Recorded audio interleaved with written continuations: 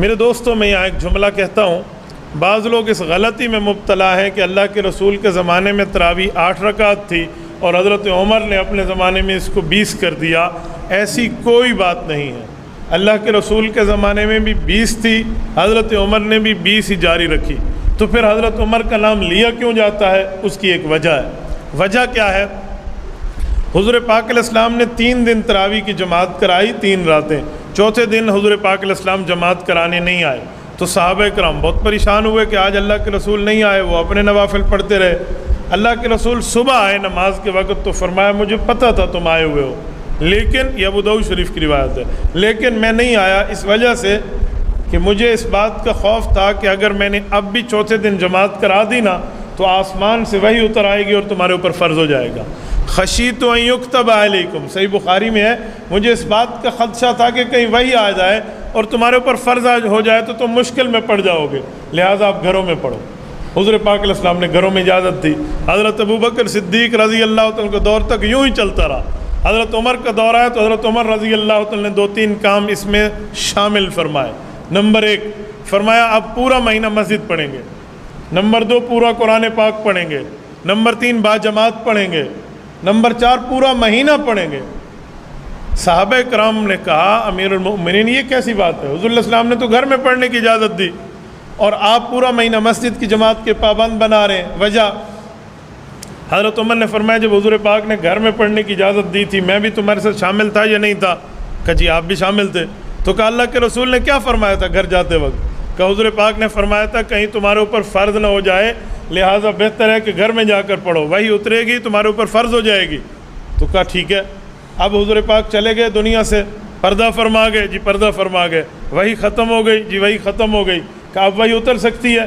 کہ جی نہیں اتر سکتی۔ کہ یہی تو میری دلیل ہے کہ حضور پاک نے اشارہ دیا تھا جب تک میں موجود ہوں اور وہی اتر رہی ہے گھروں میں پڑھو، میں دنیا سے چلا جاؤں وہی ختم ہو جائے گی اور ختم نبوت ہوگی تو وہی اترے گی نہیں، پھر مسجد پڑھتے رہنا۔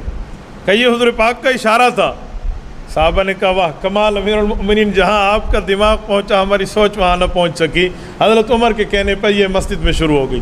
فرق یہ ہے پہلے گھر میں تھا اور اب ادھر ہے، یہ ہے، یہ نہیں ہے کہ حضرت عمر نے 8 کو 20 کر دیا۔ بابا حضرت عمر شریعت ساز نہیں ہے، شریعت پہ عامل ہے، شریعت بنانے والا نہیں ہے، شریعت پہ عمل کرنے والا ہے۔ وہ رکعتوں کو بڑھائے اور گھٹائے کیوں؟ ہمارے یہاں 2 غلط فہمیاں بہت زیادہ چلتی ہیں۔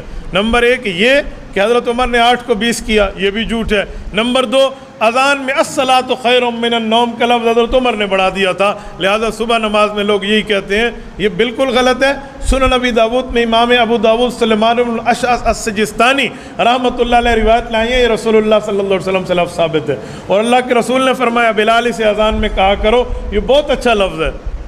تو ہمارے ہاں یہ قائم ہے، کم از کم 20 رکعت ہے، اور زیادہ فقہ مالکیہ میں تو 36 ہے۔ آپ کہیں گے 36 کیسے ہے؟ امام مالک رحمۃ اللہ علیہ مدینہ منورہ میں رہتے تھے اور مکہ مکرمہ میں رہنے والے جو مقتدی تھے وہ کہتے تھے ترویہ کا معنی ہے 4 رکعت بعد تھوڑا سا وقفہ کر لو، تو اس وقفے میں ہم ایک طواف کیوں نہ کر لیں؟ وہ ایک طواف کر لیتے، پھر اگلی 4 رکعت، پھر 4 رکعت پوری ہوتی، پھر ایک طواف کر لیتے، پھر اگلی 4 رکعت۔ تو امام مالک رحمۃ اللہ علیہ کو اس کا علم ہوا تو مدینہ کے لوگوں نے مشورہ کیا کہ ہمارے پاس کعبۃ اللہ تو نہیں ہے، ہم کیا کریں؟ لہٰذا ہمیں بھی تو کوئی عبادت بڑھانی چاہیے نا۔ تو انہوں نے ہر 4 رکعت کے بعد 2 رکعت نماز نفل مزید ویسے اللہ سے مانگنے کے لیے پڑھ لی بطور ترویہ، راحت آرام کے لیے، تو یوں 36 بن گئی ہے، 16 رکعت اس کے نفل ہیں، ہے سنت 20 رکعت۔ تو یہ تو اس کا مطلب کہ ہمارے بزرگ اور ہمارے اکابر اور دین والے شریعت میں رمضان کے اندر عبادت کو زیادہ کرنا چاہتے ہیں اور ہم عبادت کو گھٹانا چاہتے ہیں۔ آپ مجھے ایک عبادت دکھائیں جو رمضان میں اللہ نے گھٹا دی ہو، عام دنوں سے گھٹا دی ہو، آپ دکھا دیں، بلکہ عام دنوں سے بڑی ہوئی تو آپ دکھائیں گے۔ ہاں کھانا پینا اللہ نے گھٹا دیا، بھی آپ نے دن میں نہیں کھانا، کھانے پینے ہم نے بڑھا دیے ہیں اور عبادتیں ہم نے گھٹا دی ہیں، تو ہم اللہ رب العزت کی منشا پہ تو نہیں چل رہے۔ اچھا 20 رکعت تراویح جو ہے اس کا بہت بڑا اجر بھی ہے، اس میں 40 مرتبہ اللہ پاک کو بندے کا وہ قرب ملتا ہے جو عام دنوں میں نہیں ملتا۔ 40 مرتبہ سجدہ، قرآن کریم میں ہے نا سجدہ کرو اور میرے قریب ہو جاؤ، تو سجدے سے اللہ کا قرب ملتا ہے، اور 40 سجدے اس 20 رکعت میں ہمیں میسر آتے ہیں۔ حضرت ڈاکٹر عبدالحی عارفی اللہ اس کی قبر پہ کروڑوں اربوں رحمت نازل فرمائے، فرمایا بندہ ایک سجدہ کرتا ہے، جھکتا سجدے میں اس کی روح کو رب بلندی دیتا ہے، کہا یہ 40 مرتبہ پیکج تمہیں اس تراویح میں مل جاتا ہے۔ بڑے بندوں کی بڑی باتیں ہوتی ہیں، تو میرے دوستو یہ ہمیں بالکل مس نہیں کرنا چاہیے، اور ہم باقاعدہ پڑھیں یتقون علی اسیہم۔ امام مالک فرماتے ہیں صحابہ کرام میں کچھ بوڑھے حضرات آتے اور اگر کھڑے ہو جاتے تو کھڑے ہو کر نماز پڑھتے، ورنہ اپنی لاٹھی پر ٹیک لگا کر تراویح میں ٹھہر جاتے۔ ہاں جب بالکل بیماری ہو بندہ نہ ٹھہر سکے تو پھر بیٹھ کے پڑھنے کی بھی اجازت ہے، لیکن ہمیں ناظرین کرام، روزہ آنے والا ہے، رمضان کا مبارک مہینہ شروع ہونے والا ہے، جو عبادات اور نیک اعمال کا مہینہ ہے، نیکیوں کمانے کا مہینہ ہے۔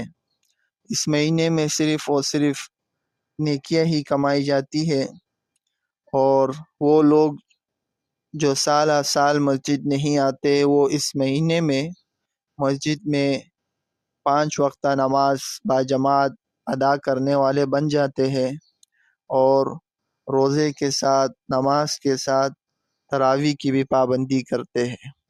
لیکن دور حاضر میں خاص طور پاکستان، ہندوستان، یہ برصغیر کے علاقوں میں ایک ایسا سازش پروپیگنڈا کیا جا رہا ہے اور کیا گیا ہے تراویح کے حوالوں سے کہ تراویح کی جو رکعتیں ہیں وہ آیا 20 ہے یا 8، تو وہ لوگ یہ پروپیگنڈا کیا کہ تراویح 8 رکعت حضور علیہ الصلوۃ والسلام سے ثابت ہے۔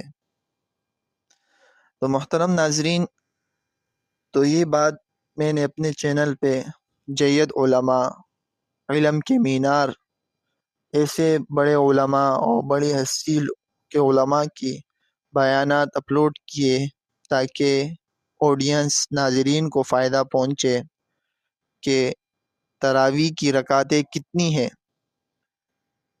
اور یہ جو جید علماء ہیں ہمارے جیسے لوگوں کی باتیں نہ سنیں، بلکہ ان جیسے بڑے علماء کی باتیں سنیں اور ان پر عمل کرے اور ان کو آگے شیئر کرے۔ جس طرح مفتی عبدالواحد قریشی صاحب کا یہ بیان، اور اس سے قبل میں نے مولانا الیاس گمن صاحب، اور اس سے قبل مولانا منظور مینگل صاحب، تینوں حضرات علم کی دنیا میں، مکتبہ دیوبند کی دنیا میں بہت ہی بڑے نام رکھنے والے علماء ہیں۔